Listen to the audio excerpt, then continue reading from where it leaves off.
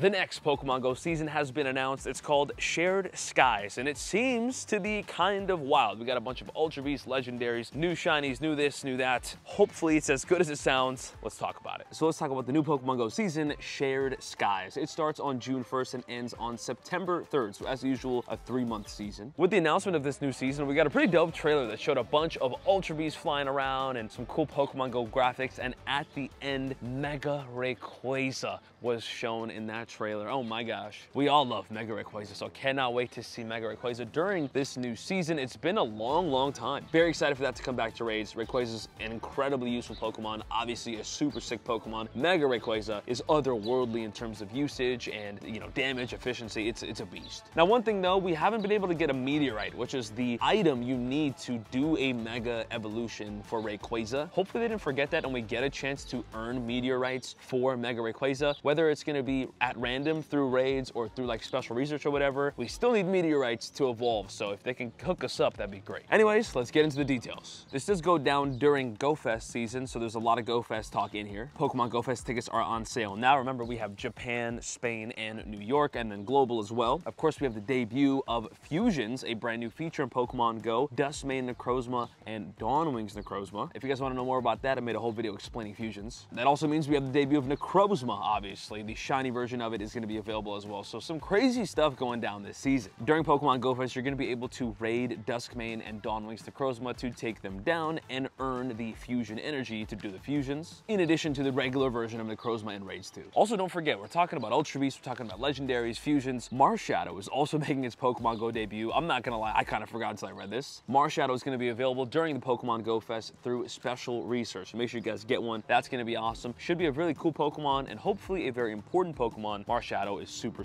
cool. And last thing on GoFest here, during the GoFest events in Japan, Spain, and New York, there's going to be this thing called shared experiences where there's going to be other global events going on during the same time so you don't miss out. This has happened in the past. They drop a little event the same time as GoFest that features the new shinies. For example, we're probably going to have Shiny Emolga be available through some kind of global event. Shiny Ducklet, you get the point. New and exciting shinies that are coming out during GoFest. Anyways, let's get to season highlights. So first things first, a free monthly time research each month of this Pokemon Go season. I don't expect this to be like a crazy good time research, but it's going to be a time research with a bunch of goodies, a bunch of XP, Stardust, items, encounters, and it's free, so we all love that. I really enjoy having something to work on throughout the season, so I'm a big fan of this, and the last time we had monthly research, it was banging. Granted, that was a paid one, so we'll have to see how this free one's going to be. Of course, showcases are going to be going down from Saturday to Sunday and Monday to Tuesday throughout the season. So every Saturday, Sunday, Monday, Tuesday, we're going to have showcases. I'm sure they'll sprinkle in some more, but it looks like we're going to have at least 2 showcases a week, which is very nice. We love that. Community days. Mark your calendar. We have 4 community days during the season. June 9th, Community Day. It has already actually been officially revealed as Gumi Community Day. We got a trailer that showed off Gumi, and that is confirmed as we knew, as I called it. Honestly, we all knew that was going to happen. If you've been following the game for a lot of years, you know the pattern. We were expecting Gumi Community Day. We're going to get it. That's going to be great. Then we have a June Community Day Classic on June 22nd, and that was also revealed to be Cyndaquil Classic Community Day, which is very nice. I love Typhlosion, so glad it's getting some love. It is a Community Day Classic. I don't expect a new move. I expect Typhlosion just to get access to Blast Burn again. But hey, I'm excited for it. I was actually wrong about that. I predicted Chikorita, which actually is not super wrong. I just picked the wrong Pokemon, but I had the right idea. I'll take it though. Cyndaquil Community Day Classic. And then in July 21st and August 31st, we have regular Community Days. Who knows what that's going to be? I've predicted Pikipek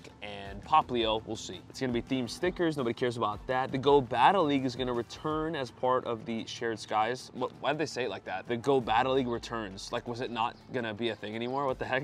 Get your Pokemon ready for the Ultra Premier Cup, Master Premier Cup, Summer Cup, Fossil Cup, Great League Remix, and more. So exciting stuff for you battlers out there. Research breakthrough for this new season. Hisuian, Growlithe, Larvitar, Audino, Axew, Furfrou, and Jangmo. Now let me say this real quick. This is the best research breakthrough we've had in years. Like, finally, this is not a bad research breakthrough. What's the worst thing in here? I guess you could argue Furfurl or Growlithe, but those are still pretty rare shinies. But the fact that we can get the brand new shiny Jangmo-O, Axew, which is a great shiny, incredible Pokemon. Same thing with Larvitar. Dino is great. That is exciting. If there's one thing to be excited about during this season, it's that research breakthroughs are not legendary, but they're better now, and we can appreciate that. Finally, it's been some years. Anyways, let's talk about the seasonal spawns. So in cities, you're gonna get Magneton, Houndour, Ralt, Skitty, Makuhita, Trubbish, Dedenne, and more. They'll be in cities more frequently. In forests, you can find Bellsprout, Ledybus, Sunkern, Linoon, Breloom, Scorpy, Foongus, and more. Mountains will have Diglett, Shuckle, Slackoth, Vibrava,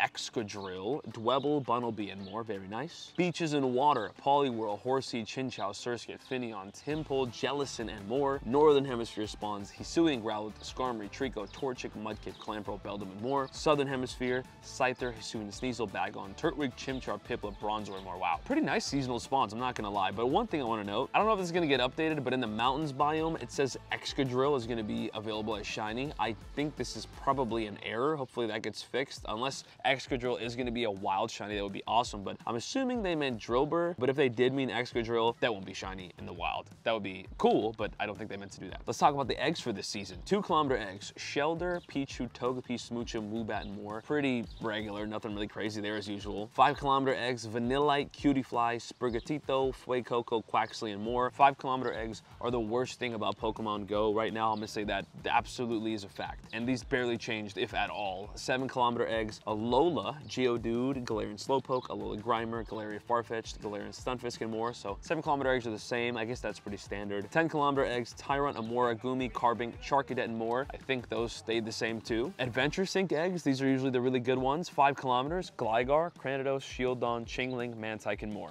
I'm okay with that. 10 kilometers, Emolga, brand new shiny by the way, Dino, Gumi, Rockruff, Turtonator, and more. Very solid. I like the Adventure Sync 10s. And 7-kilometer eggs from Mateo and the routes gets you Hisuian, Growlithe, Paldean Wooper, Hisuian Sneasel, Pawniard, Carbink, and more. I have been saying this for many years. The eggs in Pokemon Go need a shakeup. And I don't mean switch the pools. I mean something to spice it up, because these eggs are really bad, and they've been bad for a long time. I'm also just noticing that this does not include 12-kilometer eggs. Did they forget that 12-kilometer eggs are in Pokemon Go? Because there's not anything mentioned about them at what I'm looking at. That's kind of hilarious. I feel like they forgot about 12-kilometer eggs. Great. We can tell. Seasonal bonuses, this is really great. 1 additional special trade a day, so an extra special trade, whether you want to do a shiny Pokemon, a new Pokemon, legendary, mythical, ultra beast, whatever. An extra special trade is always awesome. I love that, especially for community days. That means you get 3 special trades. Trainers level 31 and above will have a higher chance to receive XL candies when exploring with their buddy. Whatever. I don't think many people really use that. I don't think that really matters too much, so that's a cool thing, but